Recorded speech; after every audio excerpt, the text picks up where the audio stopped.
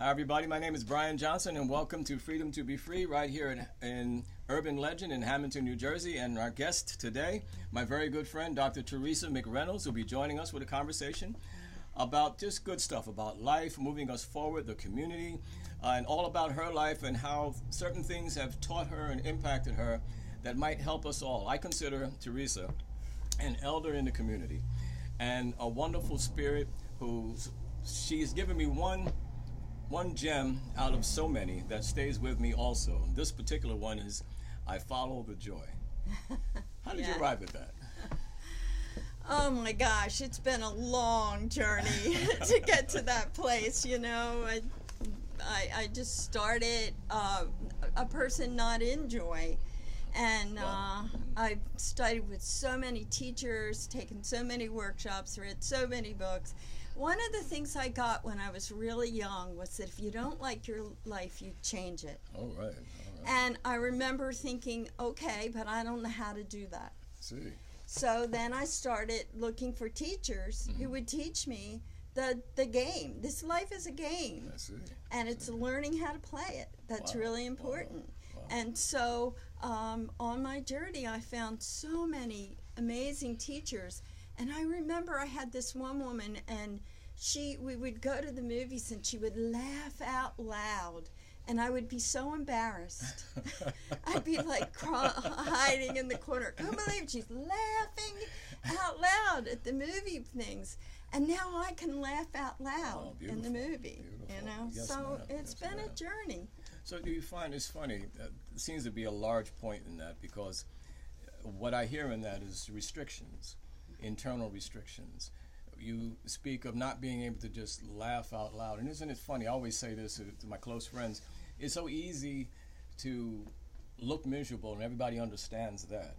And they usually don't question that. It's part of stress. Life is like that. And we always seem to define life in a negative context. But for you to say you could just laugh out loud, that's just profound. A little sad on the one hand, because you have to even qualify it that way. So what have you found, like in your experiences, do you find that to be a contagious thing? When you start to laugh and feel your joy, do other people feel your joy the same way? Yes, totally. And the same with everything. If I'm in my sadness, other people can pick up my sadness, you know. And everything is energy. Everything is vibration. Everything is vibration. Absolutely. And so whatever vibration I'm choosing to put out there is going to be picked up by everyone around me. And so I make a conscious effort every day to say, what is the vibration I want to put out today? Because whatever I put out, I bring back. Whatever goes out comes back. So it's kind of like, what do I want to put out there so I can receive this back? Awesome. So it seems to put, in fact, it definitely is. It's a responsibility for each of us to be able to be so aware, so consciously aware of what we're doing, so that other people will be, knowing that other people will be affected by that. Starting, of course, in your closest relationships, in your family and so forth. So it seems to be a habit that we have to relearn again, or at least one, an understanding, and then another, a habit that we have to develop. Now, how long have you been at this? My whole life. I'm 70 years old. God bless and you. God bless you. I love being 70. Love it. It's been, I'm telling you, it's been a lifelong journey. I was born and raised in Atlantic City. My father was a firefighter. My mother was a housewife, and we grew up in a violent, alcoholic home. And so I remember one day somewhere in my 20s walking the beach and saying, this is what I was brought up to be and to believe and to know. What do I really know? What do I believe? What do I believe in God? What do I believe? And so I started from that moment on my journey to find out what I believe. And my biggest lesson, I think, now that I try to teach I have so many, I call my practice members my apprentices, you know, is that be in the truth of where you are. Be in the truth of who you are in every moment. And if that is, I don't know, then that's the truth of where you are. If that's, I'm really pissed off, that's the truth of where you are. And because that's the place we have to move from. If we're not the truth of who we are, then we're always trying to pretend, like you said, smiling when you don't really feel like smiling. And good point. Very good point. Yes. See, actually, you're not being authentic. You're not really doing and being who you are at the moment. And how could you grow, as your point is taken, how could you grow further if you can't recognize where you are? Yes. I see. Yes. When you said folks or like your apprentices and all that, you have classes and seminars and things that you like to teach? Yes, I do. I am a chiropractor who does a special kind of chiropractic called network spinal analysis. It's very light touch, very low force, and it works with not only the nervous system but all the fields around the body, mental, physical, emotional, and spiritual. So I bring in and attract people who, and that's another thing, it's like not about going out and reaching and trying to get, but bringing people in. So I bring in people who are willing to take the journey, who are starting on the journey or doing some change. I mean, everything that happens inside the body comes from some kind of an emotional component. And when you can start to identify that, then you can start to heal yourself. So it's very profound, very powerful. And yes, I do lots of different workshops. Just finished one on the magic and mystery of the Mother Earth. I heard it was great. Yeah, it was so powerful, teaching about the directions and how they affect our life and how everything is about metaphysical, you know. Yes, ma'am. And it's a symbol and a sign and a being way of looking and seeing in your life to be able to walk forward every day on your path and to see the symbols there. And so the workshop was about looking at the 4 directions and being able to see how they can play a part in moving you forward in your life. It's kind of like the Native American medicine wheel. I'm actually been trained by many Native Americans, medicine women, medicine shamans, all kinds of tribes I've studied with, and pagan. I'm a pagan high priestess, as well as a New Thought Christian minister. So my journey has really taken me, to use all that. So I really love how. We were talking earlier about how the East is about generating the idea, getting the idea, just breathing it into life and into vision, and the South is about then taking that vision and putting passion and energy and fire and stepping out into it, putting action into it, and then we flow into the West, which is going to help direct it and move it, because now we have to start to flow and move and really trust our intuition and really be able to empty our teacup and let go, almost let go of the vision, so that it can be moved and flowed and moved around, and then we ground it in the wisdom of the North. And so it's a circle that constantly continues, and life is a circle. Gotcha. And I'm the crone. I'm in the winter of my life. Oh, bless you. Bless you. I have a friend who said he's in his 80s right now, and he was saying he's preparing for the next part of the journey. Beautiful. You know, the leaving part. And I thought, wow, that's really interesting. Awesome, I don't feel like I'm there yet, but it's a good way to there's look a at freedom in being the crone. There's such a freedom in having done it. The nesting and the mothering and right now I just really believe that we start changing the world by changing ourselves first and changing it in our family and then our community and then out into the world. So I have 9 grandchildren. Oh my goodness. And my journey right now is really focusing on each one of those as individuals and really connecting to them in different ways, so that when I leave here, they have memories of me that I want them to have, and also I can help them. I can impart some of this wisdom to them. And I've launched 2 on careers. I'm working on a 3rd right now and a 4th, and it's beautiful. Yeah. That's the cycle of it all. I remember I have a mother in a nursing home now. She has Alzheimer's. My mother-in-law, my late mother-in-law, she had passed away. She had Alzheimer's. And I remember thinking to myself, when I go to a nursing home to visit my mother now, I see so many of the elders just restricted in that space. All that knowledge lost. It's lost in their own minds. And then, of course, there's no interaction with their family, with their tribes. And it saddens me so much, so much. So anytime I see of anyone like yourself, particularly, and I've known you for a while, who continues to do the work of eldership, who continues to do the work of cronism, or me as a man, I feel my own eldership within my own tribe, my eldership within my community. And that's why we can have conversations like this. We have some knowledge of life. And some of those things are just standards. They're principles. It's like the 10 Commandments. Certain things you know to do, certain things you know you shouldn't do. Yeah. And then there are things that become more relative, that what we would call growth, or a society that is expanding its knowledge and improvement, but they always improve on those foundations. You can't do anything else unless you have those foundations. Yes. So you keep imparting to your grandchildren what these foundations are, and you help them to find their autonomy. Yeah. But it's always based on that. The relativity is 50-50 in that space, seemingly, you know. To me.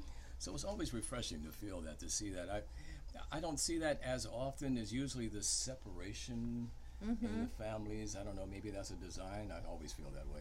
And we have to bring ourselves back to that foundation. The community would be so much stronger. I believe that some of these ills that we're facing now, if people would put into practice what you're feeling, intuitively bringing to this story, so that our conversations are always about this kind of improvement. So I appreciate your insight to this. I really do. Tell us about your background with the Native Americans. I've studied with many teachers. Oshana, she was an Apache warrior of the 3rd grade. I spent a lot of time with her. I was initiated into becoming a warrior for Mother Earth. How to jump over a 6-foot fire pit. I mean, I've done some crazy, insane stuff.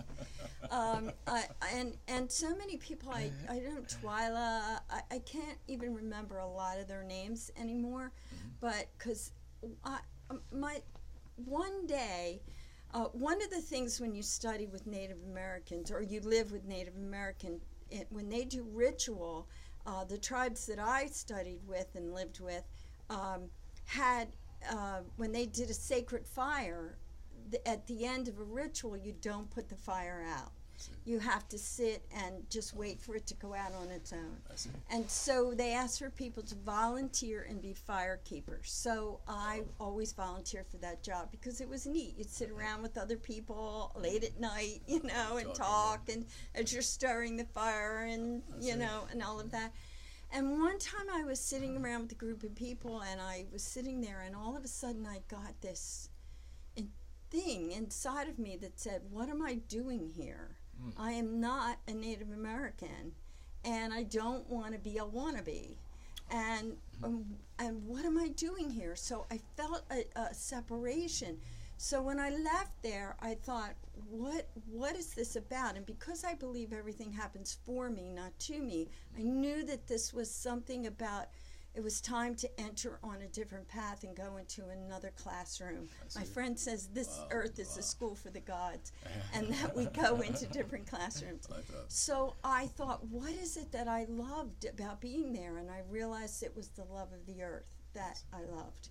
And so that took me on to my journey. My roots are I'm Irish, and I started looking into the Celtics and the goddesses, and that took me on my path to paganism. And so I started studying, and it's the similar thing, the love of the earth, really being connected to the earth, seeing the symbolism and everything of the mother.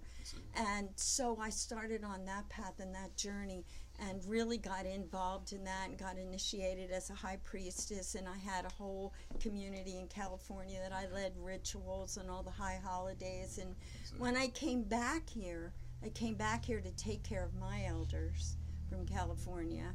I had a healing center there and everything. I realized that I tried to start the same thing again, but it didn't feel the same. And so I thought, oh my goodness, I'm going into another classroom. And this classroom was one of just taking care of elders. of just being there for them. I had 3 of them, and it was time getting close to their passing times. And so I was able to be there for them, each one of them, as they passed and left, and cared for them in the way that I just wanted to do it. I wanted to do it totally, and I wanted to make sure there was no stuff between us when they left, that I didn't have work to do when they were gone. That's beautiful. So, That's beautiful. and I wanted to be in a place where I could totally have unconditional love and all of that, because, you know, it's easier to do this with our grandchildren. Our parents, it's a little bit different because we have stuff. Yeah. And so that explains that out. I was able to do that, and they all left, and so now my journey's taking me really into my healing work and my grandchildren and my community, and just wanting to create these experiences for people where I feel like mostly what I want to do is impart. I want to leave this knowledge that I've accumulated. We've accumulated so much wisdom in our lifetimes. That's the truth. You know, where does this go? I don't want it to just leave with me.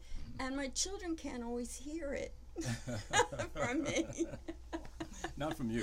No, they can't. I'd say, oh my God, read this book, you're going to love it. Or I'd start to try to tell them certain things, and their eyes roll in their head, and they're just like, oh yeah, Mom, you know.